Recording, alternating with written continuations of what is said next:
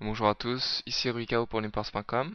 Alors aujourd'hui on va faire une petite session de path limit Omaha comme prévu. Ce sera sûrement le début d'une série consacrée à cette variante qui devient de plus en plus à la mode et où je vous conseille d'apprendre à jouer. Ce que moi je le fais actuellement d'ailleurs et je pense que c'est un jeu fun et où il y a beaucoup d'action, donc vous n'aurez pas de problème à apprendre à être motivé à devenir meilleur à ce jeu. Donc quelques banalités. Vous pouvez regarder ma vidéo, ma première vidéo de Path Limit Omaha en 5000. Bon, faites, enfin, faites abstraction de la limite. C'est pas super important et les notions que j'aborde dans cette vidéo vous seront peut-être nécessaires pour regarder cette vidéo. Enfin, je sais pas, je vais quand même euh, commencer assez doucement. Sinon, moi-même, je suis, on va dire, relativement débutant dans cette variante. Je n'ai que quelques dizaines, milliers de mains d'expérience, qui est relativement faible. Mais je pense avoir une bonne compréhension du jeu. Et que de toutes les manières, comme je l'ai dit à la vidéo précédente, si vous êtes bon dans une variante, vous prendrez peu de temps, enfin, il vous faudra peu de temps pour devenir fort à une autre variante, vu que la plupart du temps, les notions sont similaires. Et le poker, comme je l'ai dit, c'est surtout de la fréquence, savoir les ranges et s'adapter aux adversaires.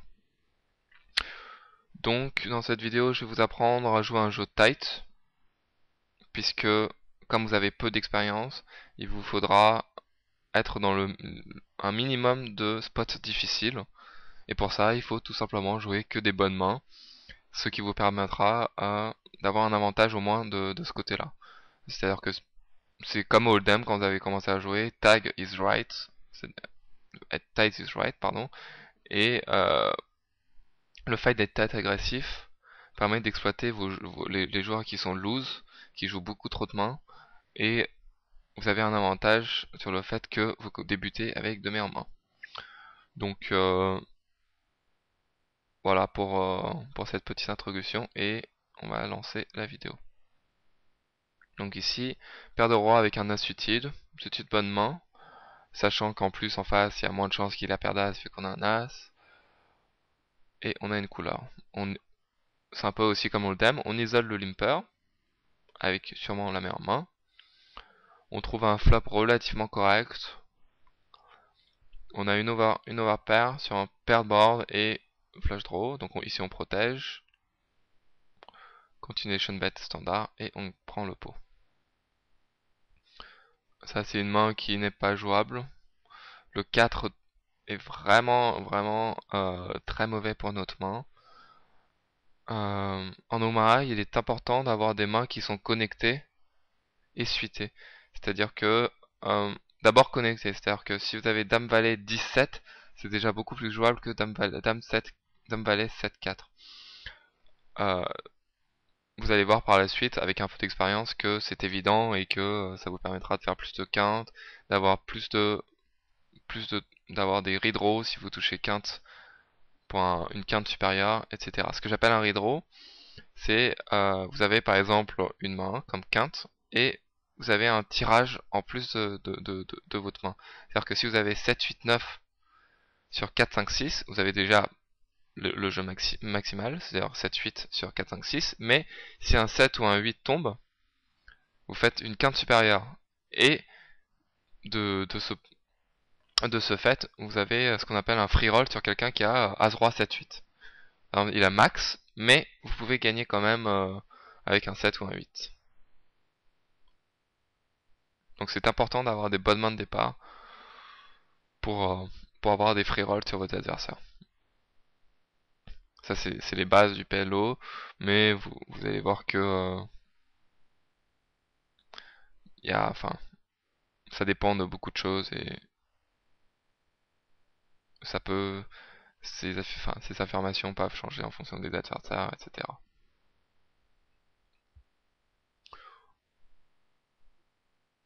Donc quelques généralités sur en pot limit Omaha.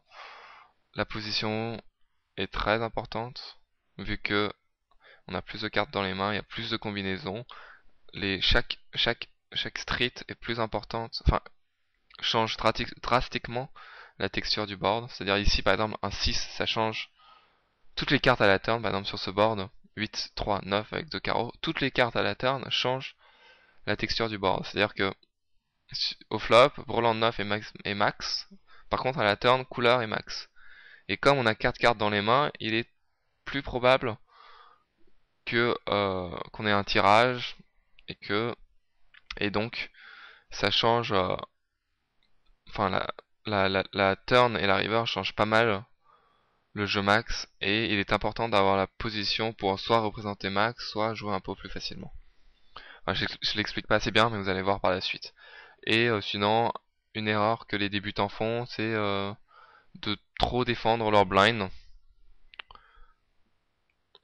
avec des mains qui sont marginales.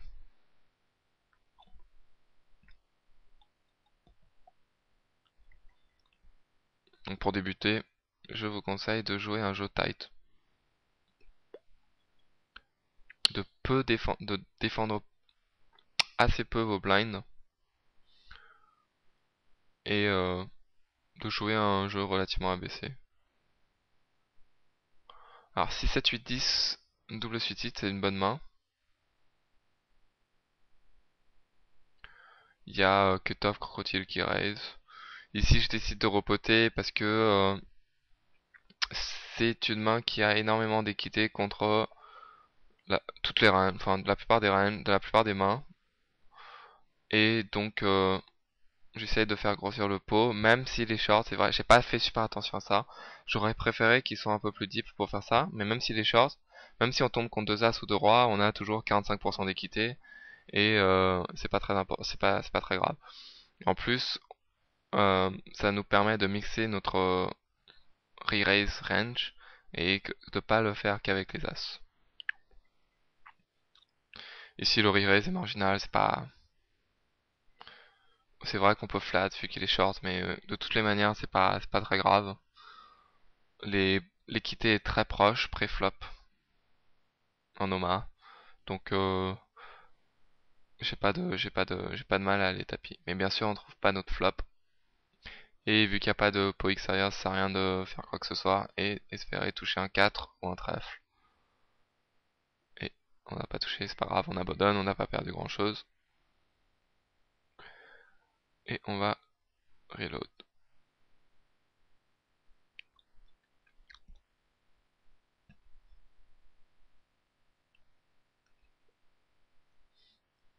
Alors, on check, on est hors d'opposition, ça sert à rien de faire grossir le poids avec une main marginale. Les mains avec des paires dans la main en Omaha sont pas forcément des bonnes mains, comme ici en l'occurrence, c'est pas forcément une bonne main. Euh, à part peut-être paire d'as, paire de roi. Mais sinon, jouez avec prudence vos paires.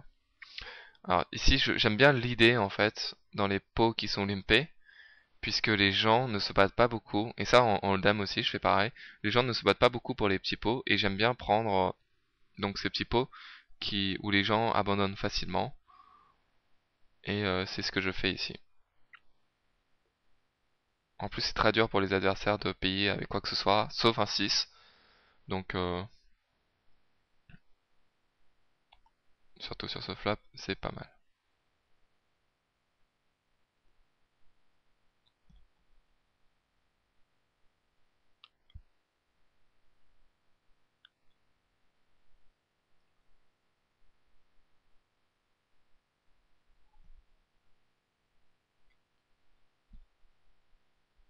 Donc ici à droite, sur la table droite, je fais pareil. Et là, je montre l'équité que j'avais avec les mains, que j'avais 6, 7, 8, 10. J'avais 31, à peu près 31,5% d'équité contre les deux. Donc c'est à peu près une chance sur 3. Et comme vous le voyez, même en tombant contre paire de roi, on a encore pas mal d'équité. Donc c'est pas, on a une chance sur 3 joueurs, ce qui est parfait, ce qui est enfin correct.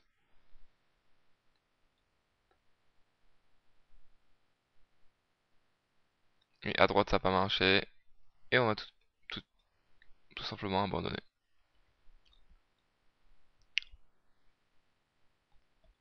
As de valet 8, c'est une main marginale, surtout en petite blind. Je vais sûrement la passer, voilà. S'il y a un raise, ce qui est le cas ici. Donc faites attention à jouer des mains qui sont connectées et qui ont des grosses couleurs. Et évitez de jouer des mains double suitées, même double suitées, qui sont petites en multi-way, vu que la plupart du temps vous allez être face à un tirage couleur ou une couleur supérieure en face. Et vous aurez de toutes les manières une décision difficile à faire et ce sera rare que vous allez gagner un gros pot avec ce genre de main. Les gros pots en Noma sont soit gagnés par une main faite avec contre un tirage, ou un gros tirage contre une main faite, ou un gros tirage qui domine un autre tirage qui est plus faible.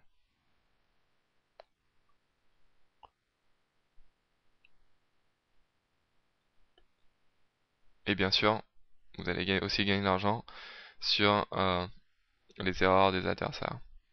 Surtout en pot limite au main à 100, vous allez voir que le niveau est est relativement faible et que même avec un niveau, même avec un, même si vous êtes débutant, vous pouvez facilement devenir gagnant à ses limites, vu que les gens connaissent peu encore ce jeu et font des erreurs fondamentales.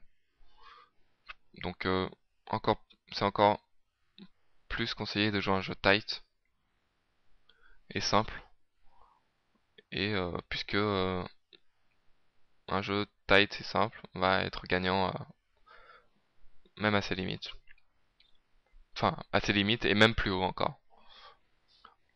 Je n'ai pas énormément d'expérience pour vous dire jusqu'à quelle limite un jeu très très basique marche, mais je dirais facilement jusqu'en pot limit au moins 200 voire 400. Alors ici, j'ai raise au bouton avec une main relativement correcte et je me suis fait re-raise par la big blind qui est payée par celui qui avait limpé. Ici je pense qu'on a la cote pour flopper quelque chose de correct qui est avec une main qui est relativement correcte. C'est sûr que je dirais que c'est pas les notes, mais on a quand même la cote. Et on a touché ce qu'on appelle rien du tout. Alors on n'a pas touché, mais vous pouvez dessiner un flop qui nous touche pas, je crois, ça va être celui-là. À part le 6 de carreau, ça peut être un 6 de cœur, mais bon, ici il n'y a pas grand chose à dire. Les rois n'ont pas tenu et je dirais ça c'est standard. Mais le HIPJ, il faut prendre une note sur lui, il limp call avec des mains très très marginales. Donc même s'il a gagné, c'est très peu conseillé ce qu'il a fait. À gauche, on a 2, 9, 7, 10. Le 2 tue vraiment notre main. Mais bon, c'est quand même relativement jouable.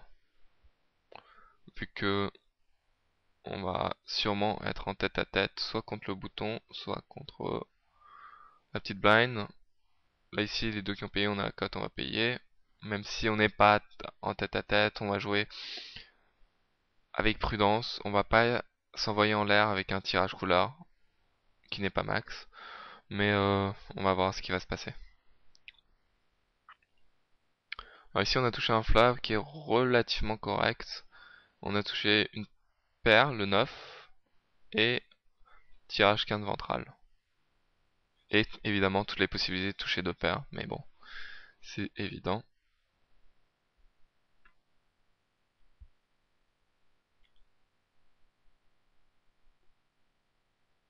Bon, ici, on a touché la quinte, qui donne en même temps une couleur. Je pense pas que j'ai de la value ici tout de suite et pas de protection, donc on va checker et espérer gagner le coup. Ou s'il y a vraiment, je peux faire un C'est peut-être assez léger de value bet ici, mais c'est possible. Je pense que il est très rare que l'un des deux ait couleur. Et donc je sais pas, ils peuvent nous payer avec une quinte moins bien comme 6 et 7 ou 5 et 7. N'importe quel 7 avec une carte du 9 du 5 au 9.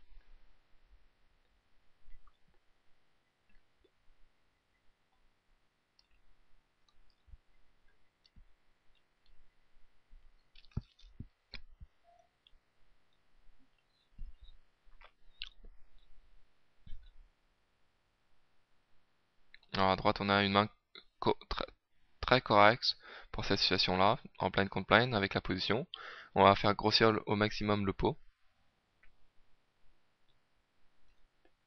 et jouer en position avec quelqu'un qui a montré de la faiblesse pré-flop. Donc c'est pas plus mal qu'on prenne le pot pré-flop, toujours ça de prix.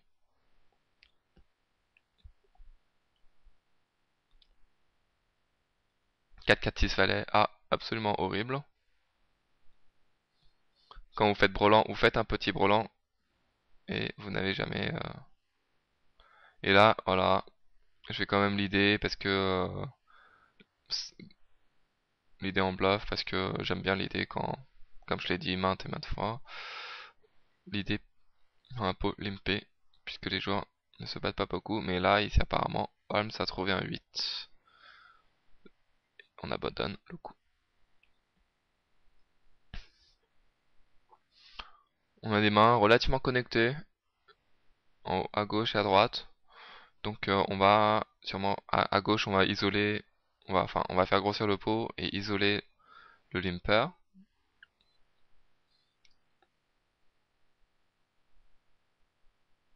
Et à droite on va relancer au bouton.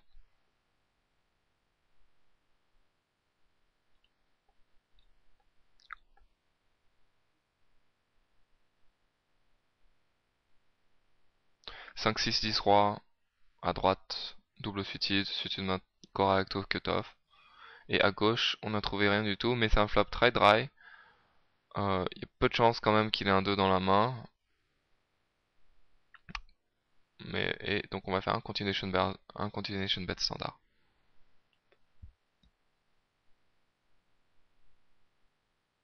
Là on se fait re-raise par numéro 1 Uno. De ce qu'on a vu, il aime bien re-raise avec paire d'as, paire de roi. Donc on va juste flatter. Parce que en OMA, comme je l'ai dit dans l'autre vidéo, l'équité est très proche pré-flop. Et si on flop quelque chose avec les implied, c'est très très très bien d'être en position et d'être dans cette situation. Donc là évidemment on flop les nuts. On va juste flatter je pense. Et soit chauve, soit call son chauve à la turn.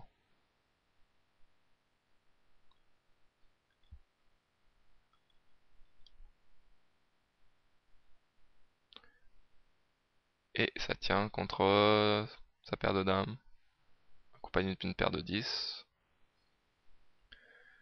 Je dirais que je ferais pas ça en grosse limite. En grosse limite, je pense que je re-raiserais le flop tout de suite. Mais ici, quand j'ai payé, je pense que ma range se limite à un 5 ou un full. Donc il a fait une erreur assez, assez grosse à la turn, vu qu'il a jamais la meilleure main. Et qui fait évidemment jamais passer un 5, donc bon, ça sert pas à grand chose qu'il a fait. Et ici à droite, on abandonne de deux paires sur un board très dangereux.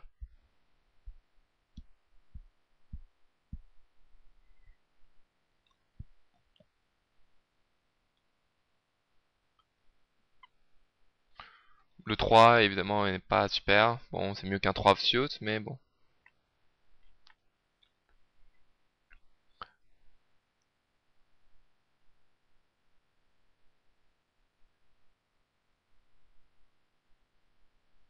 Et là, je lead à la turn pour protéger ma main.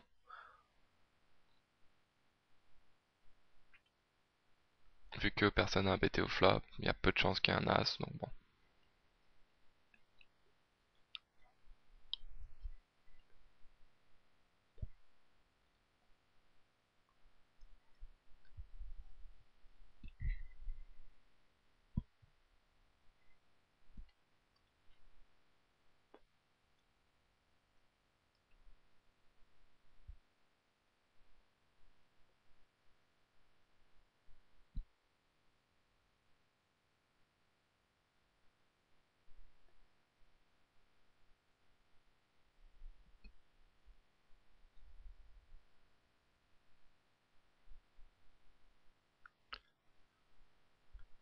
Roi 4, 4, 10, double suited. C'est une main qui est de première allure a l'air bonne, mais c'est vraiment pas une main terrible.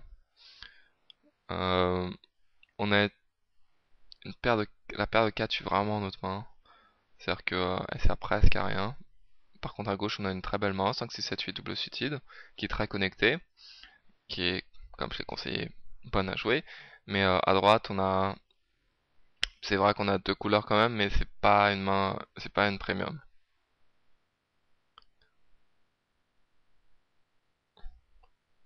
Là j'aurais pu l'idée à droite, mais bon, ça touche quand même pas mal de mains, 8 stam, donc j'ai décidé de checker. C'est pas pour, je vais pas l'idée non plus de tous les flops. Et on va abandonner le coup.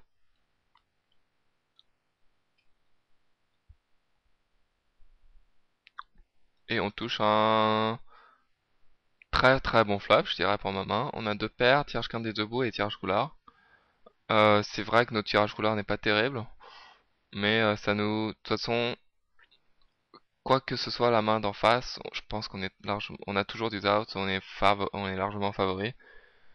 Et enfin, on est souvent favori. Donc ici, je vois pas de cas où je vais passer. Et on va essayer de mettre le maximum d'argent au flop, puisque notre main est très, entre guillemets, très vulnérable à la turn, pour plusieurs raisons. S'il y a une couleur qui sort, on a une couleur mais elle est pas max max. S'il y a un valet qui sort, notre main est complètement détruite. S'il y a une quinte qui sort, on a peut-être plus de value sur, sur quelque chose de moins bien. Donc il faut essayer de mettre le maximum d'argent sur ce flop. Et évidemment, on peut faire passer de paire valet 5, ce qui n'est pas un résultat pas mal. Donc ici, ça me dérange pas de mettre tout mon argent avec cette main sur ce flop. Et s'il passe, c'est pas plus mal non plus.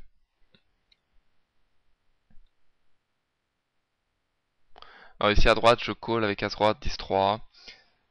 Je call pour plusieurs raisons, parce que j'ai la position et que je deep. Je pense pouvoir l'outplayer post-flop. C'est vrai que c'est une main très marginale. Enfin, c'est pas très marginal, mais c'est pas une main premium. Si je vous conseille d'éviter de jouer ce genre de main si vous débutez, mais avec un peu d'expérience, vous pouvez exploiter vos adversaires avec la position. Mais c'est une main quand même qui est défendable.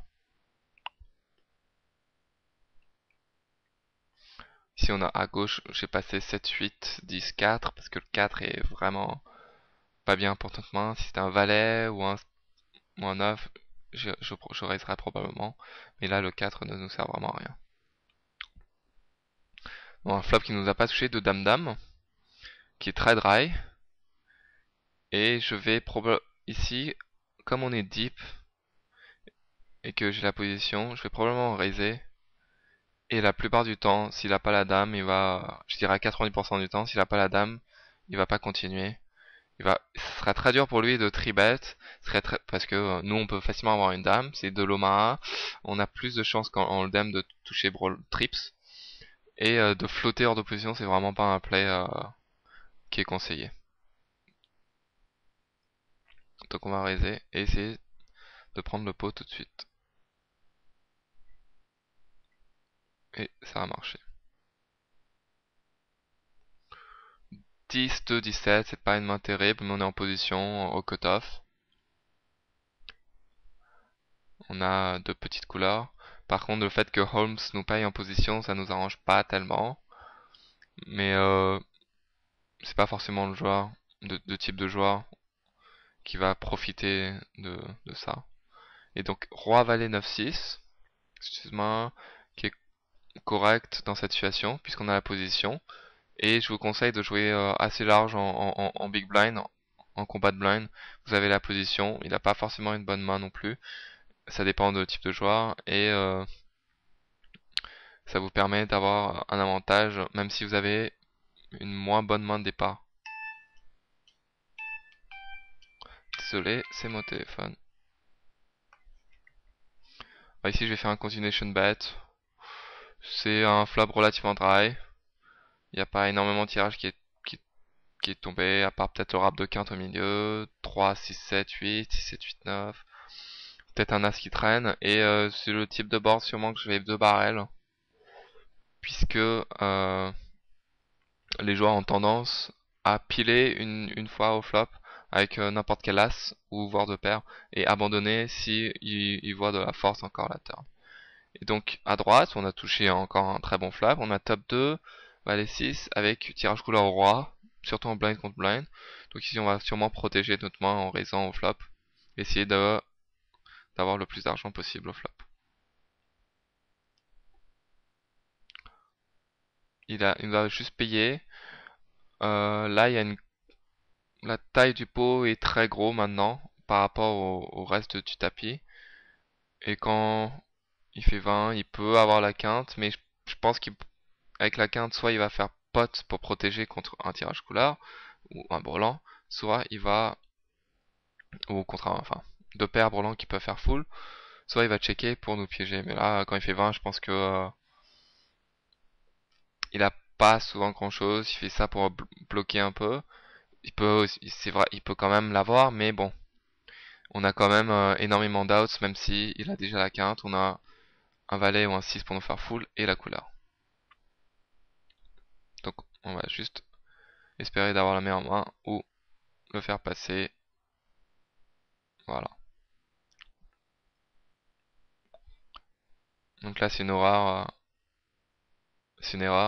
excusez-moi, assez terrible pour lui. Il lead 2 fois pour une fois, il lead au flop, paye et lead à la turn et il passe. Donc roi 3 4 7 en petite blind, ça ne se joue pas. Et il y a une spécificité de Winamax en pot limite au main, la petite blind et la grosse blind est la même. Donc ça change pas énormément, mais je dirais que ça peut être exploitable si vous savez comment le faire. C'est-à-dire que la petite blind aurait tendance à jouer plus de mains qu'il ne devrait. Et c'est une erreur, je pense. Quand vous êtes la grosse blind, n'hésitez pas à poter à chaque fois que la petite blind check et de jouer en position. La plupart du temps, vous allez prendre le pot soit pré-flop, soit au flop avec un continuation bet. Et vous pouvez évidemment aussi avoir la meilleure main. Donc, tout est bien pour jouer en position. Blind contre blind. Si on a une main marginale, on va passer.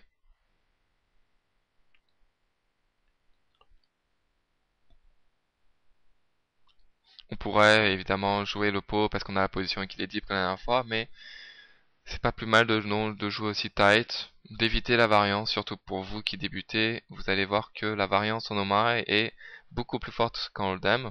Il faudra s'habituer à ça. Des swings de 20 à 30 caves sont très très très fréquents. Donc il faut avoir les reins solides.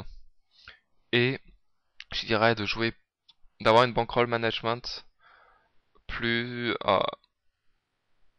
plus stricte qu'en Hold'em. Et éviter de tilter dans tous les sens. Ça peut faire très mal dans ce jeu de vouloir jouer toutes les mains. Donc préparez-vous à avoir des swings et à vous contrôler.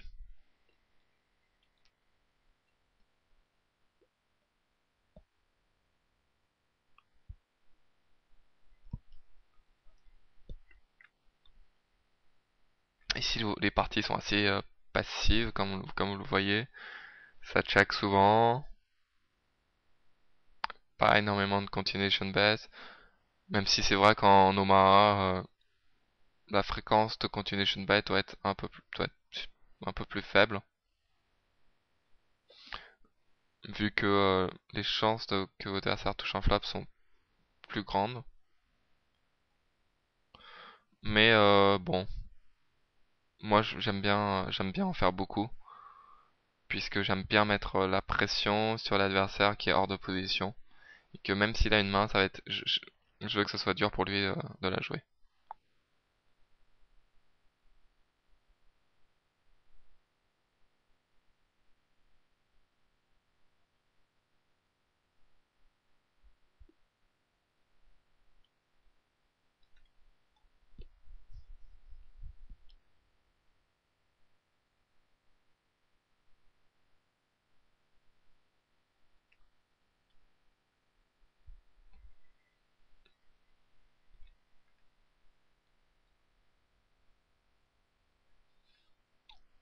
À droite, à gauche, on a une situation classique de Brawl 7 over 7, deuxième set contre top 7.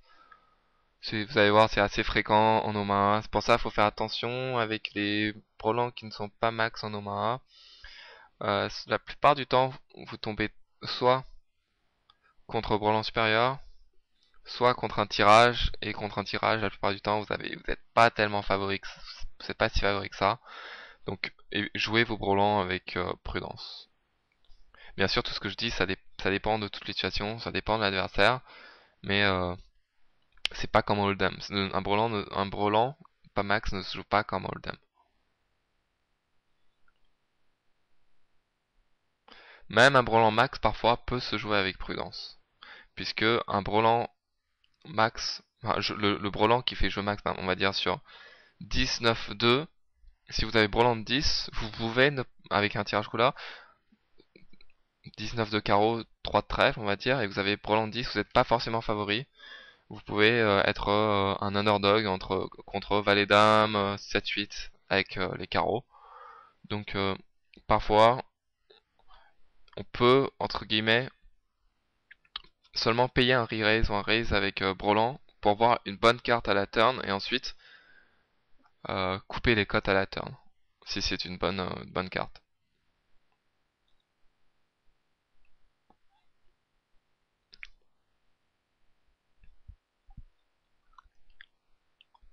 Là on est au bouton, c'est une main marginale, 10, 19, 3, mais on a la position et on va s'en servir.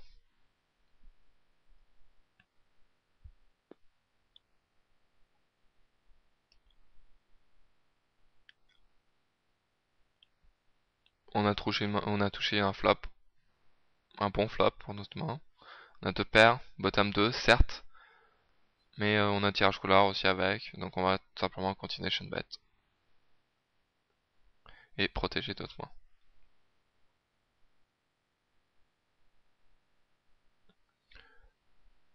Là on va juste flatter. C'est pas une main qui est super forte, mais elle se défend et on est en position contre quelqu'un qui est deep. C'est pas du tout notre flop. Mais si elle a la faiblesse, je pense quand même. Voilà, si elle a la faiblesse, on va essayer de prendre le pot. Et à gauche, on a Dame Dame Roi Valet contre quelqu'un qui est short. On peut faire les deux. Je pense qu'on peut re-raise, l'isoler for value. Et on peut juste flatter et voir un flop. Donc ici, j'ai décidé de re-raise parce qu'il est vraiment short. Et surtout aussi parce que Apollo 13, parfois il aime bien fold en étant comité. Comme on a vu tout à l'heure, il fait 20 alors qu'il lui reste 40 dans un pot de 60. Donc c'est pas plus mal qu'il nous paye seulement pré-flop et ensuite qu'il passe au flop. C'est bien le type de joueur qui aime bien faire ça. Et s'il nous reste à tapis pré-flop, bien sûr on va payer. On n'est jamais vraiment très mal contre sa main. Et on a touché un flop relativement correct.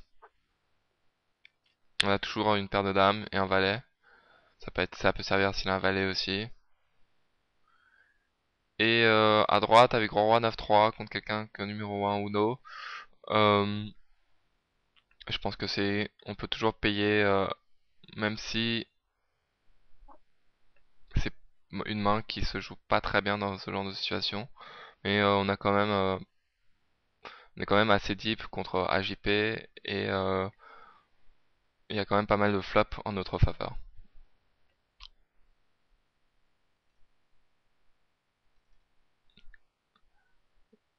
Et ça n'en est pas un.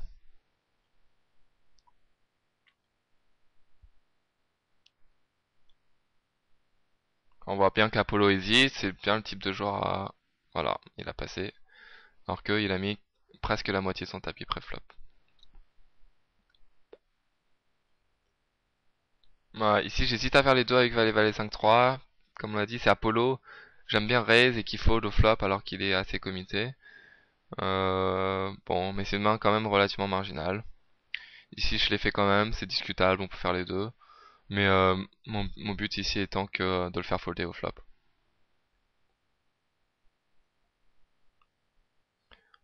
Et en plus ici on a une main relativement correcte, enfin on a une overpair.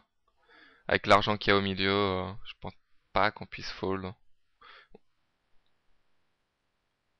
Et ici on a, on a énormément de chance, il avait paire de dames et on a touché notre gutshot. Comme on a dit, les swings sont assez violents en pot limit Omaha. Mais j'avais quand même 6 outs, hein. Il y avait 4, 6 et 2 valets. Je suis pas en équité, je devais avoir au minimum un petit 23%. Donc c'est c'est pas si horrible que ça. Il est pas forcément 7 mains.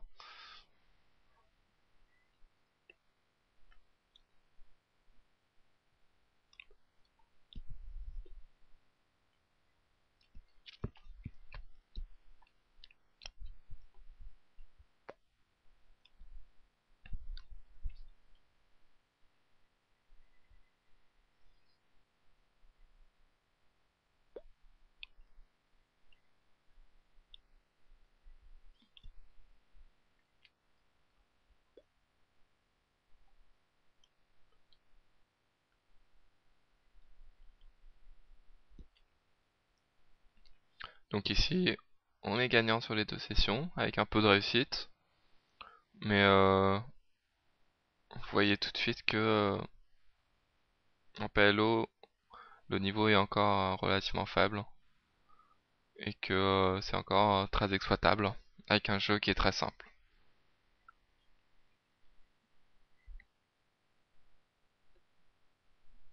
As-Dame 9-3, c'est... J'aurais pu l'isoler, c'est vrai, il est deep, on a la position, mais c'est vraiment trop faible.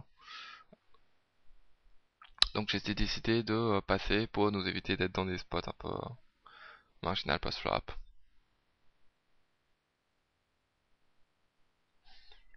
Il faut pas oublier non plus que c'est une vidéo pour débutants et je suis censé vous apprendre un jeu tight agressif au début et dans les prochaines vidéos de PLO, je vais probablement changer de style et jouer un jeu plus loose où j'aurai des situations plus difficiles et plus intéressantes pour les joueurs un peu plus confirmés. Donc ici on a touché Brelan, je vais probablement l'idée sur ce flop pour protéger et pour que la main soit plus facile à jouer. Si je me fais raise ici, voilà, je pense que je vais, voilà, il me fait min raise, je pense que je vais coller. Je sais pas trop ce que ça veut dire le min raise. Ça peut être de la faiblesse, ça peut être un induce, je sais pas trop, donc je décide de flat coller ici avec petit brelan et de voir une bonne turn pour pouvoir mettre plus d'argent ou pour pouvoir abandonner le coup. Mais c'est vrai que ce petit raise est bizarre. Donc le 7 est vraiment une mauvaise carte. Il y a beaucoup de quintes qui est sorti, les raps de quintes en bas, 5, 6, 7, en haut, 9, 6 dames, etc. Et je pense que à part tirage couleur, je ne perds pas grand chose. Et encore tirage couleur, il y a encore une grosse équité contre moi, donc je décide de passer cette main.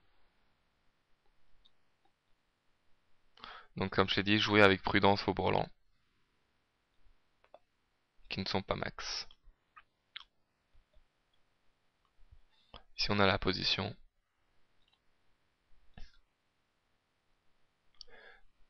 Au bouton, roi 7, 6, 7, c'est pas une premium, mais c'est suffisant. À droite on a roi, roi, dame, dame, qui est relativement une très bonne main, je dirais, même pas relativement une très bonne main, pré-flop. En plus avec une couleur. On ne touche pas, on touche pas à un très bon flop. Mais on va quand même continuation bet pour protéger. Il y a peu de chances que quelqu'un qui a un gros tirage, vu qu'on a tous les tirages presque en main. On a tous les tirages quintes sont dans notre main. On a des blockers et on a le roi de cœur qui évite, qui enlève le tirage couleur max pour les autres.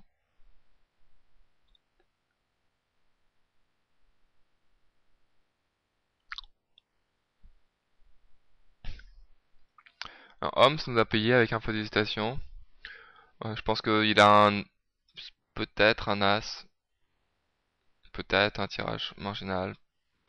Donc je décide quand même un as qui est relativement mauvais, puisque je pense qu'avec ses profondeurs de tapis, et s'il avait as-valet, il va faire grossir le pot, ou protéger sa main. Donc je vais décider, je pense, de 2 barrels ici, je pense que c'est bien. Et que la plupart du temps, il va passer s'il a pas un très gros jeu.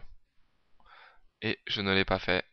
Et je pense que c'est une erreur. Je pense que j'aurais dû le faire la turn, de 2 barreler cette turn.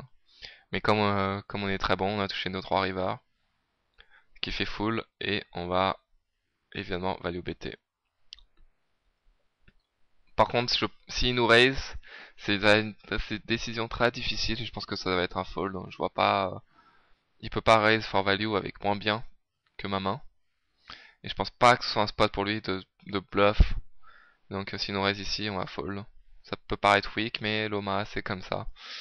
Et mais il va pas nous raise tout le temps.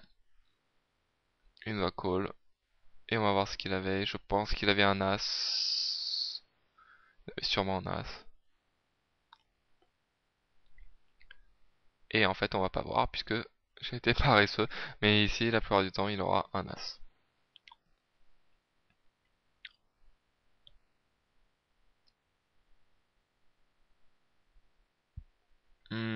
En y pensant, je sais pas si c'était un bon spot pour 2 barrels. Je sais pas s'il passe un as là. Mais bon, c'est jamais trop mal de 2 barrels en Omaha. Les gens, euh, les gens aiment bien fold à la turn. Parce que ils ont quand même pas mal d'équité au flop. Et à la turn, ça devient un peu cher. Donc ils décident d'abandonner. Je pense que ce qui est le continuation bet au Hold'em, c'est le 2 barrels en Omaha. Alors ici, on a paire d'as. Je fais grossir le pot puisqu'on a, je pense, une main qui est relativement au-dessus de la moyenne. C'est sûr qu'on est hors de position, mais bon. Et j'essaie aussi de, de faire sortir les joueurs le plus possible. Là, j'hésite vraiment entre un continuation bet ou un check. Euh, c'est pour ça que je pense avoir fait une erreur justement pré-flop. J'ai pas fait attention à mon avis à la position où j'étais. Je pense avec paire d'as dans cette situation, il aurait été mieux de checker pré-flop, justement pour s'éviter ce genre de situation où on a fait grossir le pot et on sait pas trop quoi faire post-flop. Et donc ici, je pense avoir fait une erreur pré-flop. Et j'ai décidé de checker parce que j'ai pas forcément envie de jouer un gros pot hors de position avec cette main-là. Et comme on est assez deep contre Michel, j'ai décidé d'abandonner. Ça peut paraître assez weak. Mais bon, ça m'apprendra à raiser avec cette main hors de position pré-flop. Et oui, et les As en Omaha et les Rois en Omaha sont beaucoup moins forts qu'en Hold'em, vu que les mains sont beaucoup plus proches en équité pré-flop. Donc la position est beaucoup plus importante. Et je pense que soit j'ai fait une erreur de jugement sur le fait que j'étais bouton et pas small blind, soit parce que j'ai pas super fait attention et j'ai juste raisé parce que j'avais paire d'as. Donc ça, c'est à éviter. Et là, ici, on est en position par contre avec une main qui est pas horrible, qui n'est qui n'est pas premium non plus évidemment, mais on a la position contre des gens qui sont deep et on va s'en servir.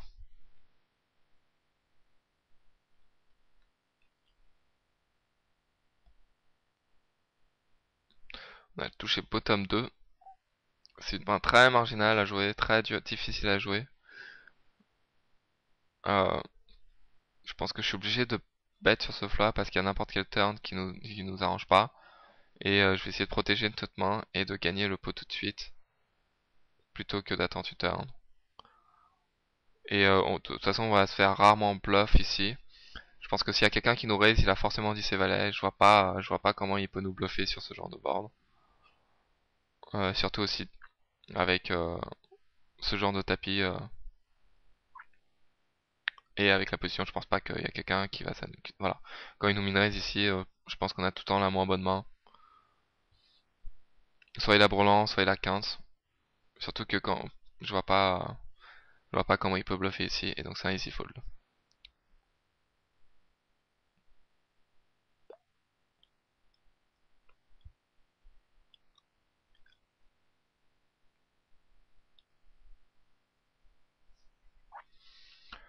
Bon, alors ici il nous fait un minerai, c'est vraiment parce qu'il nous fait un minerai ce qu'on va défendre. Et on a touché une enveloppe relativement moyen, mauvais je dirais, et on va passer nos tirages couleurs.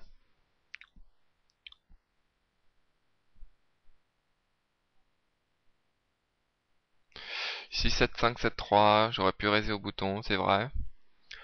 Mais bon, j'aime vraiment pas ce genre de main. Une petite paire et des petites cartes. J'aurais préféré que 3, 4, 5, 7 plutôt que 3, 3, 5, 7, 7. Vu qu'on a plus de chances de toucher 2 paires ou 15. Et alors que paire de 7, à part un brelan et encore qui fait petit brelan, on fait pas grand chose. Mais au bouton, comme on l'a dit, la plupart des mains sont jouables. Si on a brelan dame, brelan est très peu conseillé. C'est très peu conseillé de jouer brelan en Omaha. À part peut-être brelan d'as, voire brelan roi dans certaines situations. Mais ce sont des mains marginales et les passer pré-flop n'est jamais une grosse erreur.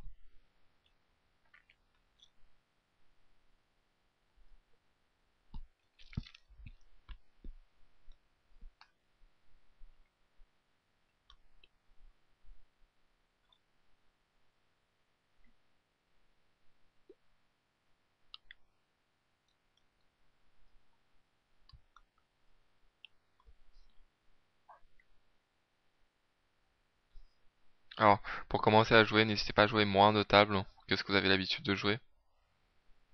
Je conseillerais 2 tables. Je pense que c'est le bon, c'est le bon ratio pour commencer, sans trop s'ennuyer non plus.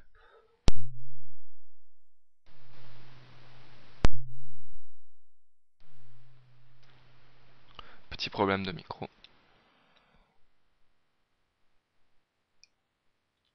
Donc si vous avez des questions sur des mains en particulier, ou sur des conseils, n'hésitez pas à les poster sur le forum. Je n'ai pas la prétention non plus de d'être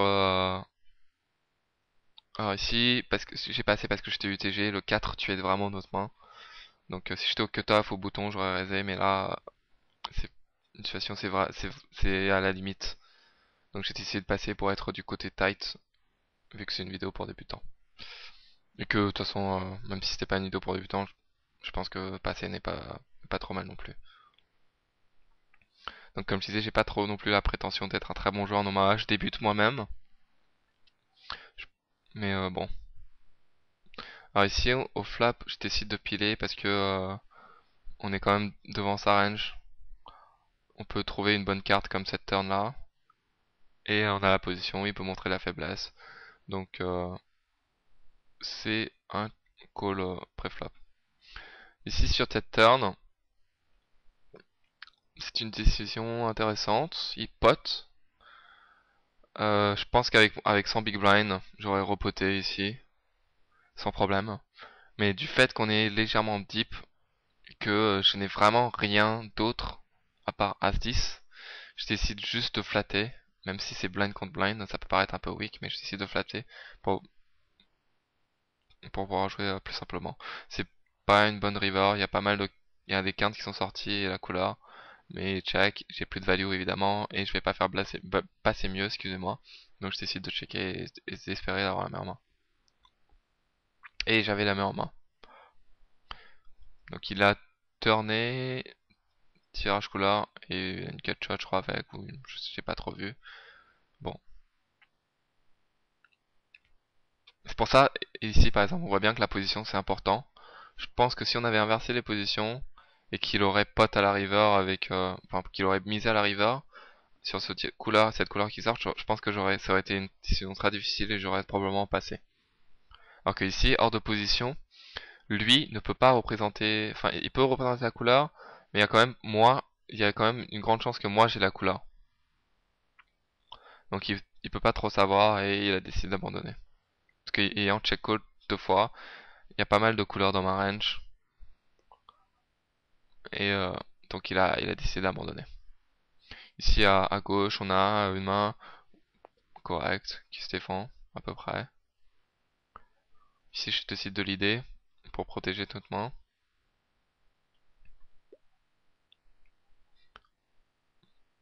Et à droite on a donc une paire d'as. Et on isole Jaikus. Un flop relativement bon pour toute main. On va sûrement pas passer face à n'importe quelle action, vu qu'il ne reste plus que 27.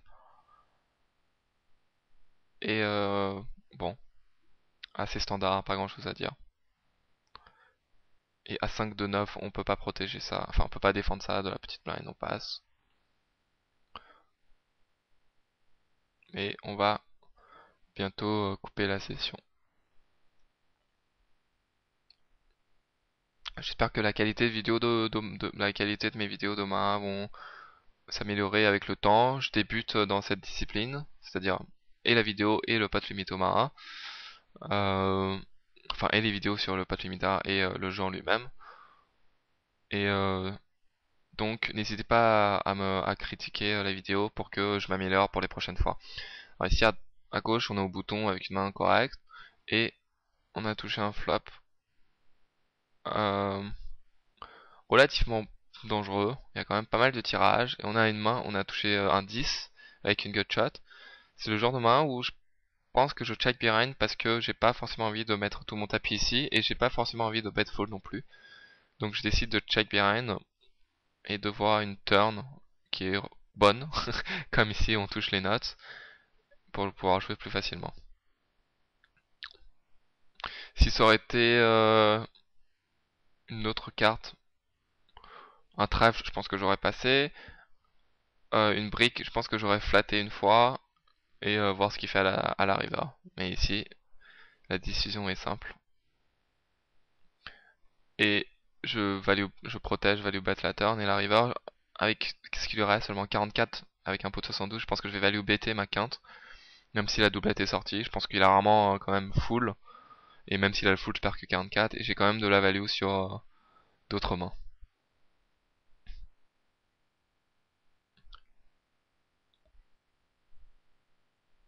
Je pense que s'il avait le full en plus, il poterait lui-même, il leaderait lui-même le 44. Et pas checker.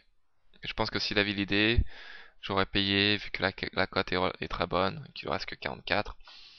Et bon, il y a quand même pas mal de tirages qui ont raté. Tous les tirages quinte au-dessus, valet dame roi et les tirages carreau. Donc bon. Et à droite, on fait un continuation bet. Et on va espérer que ça va marcher. Et voilà. Et donc, merci de m'avoir suivi.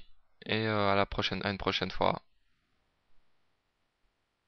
Pour sûrement une autre une vidéo de Pot Limit Omara. Merci à tous.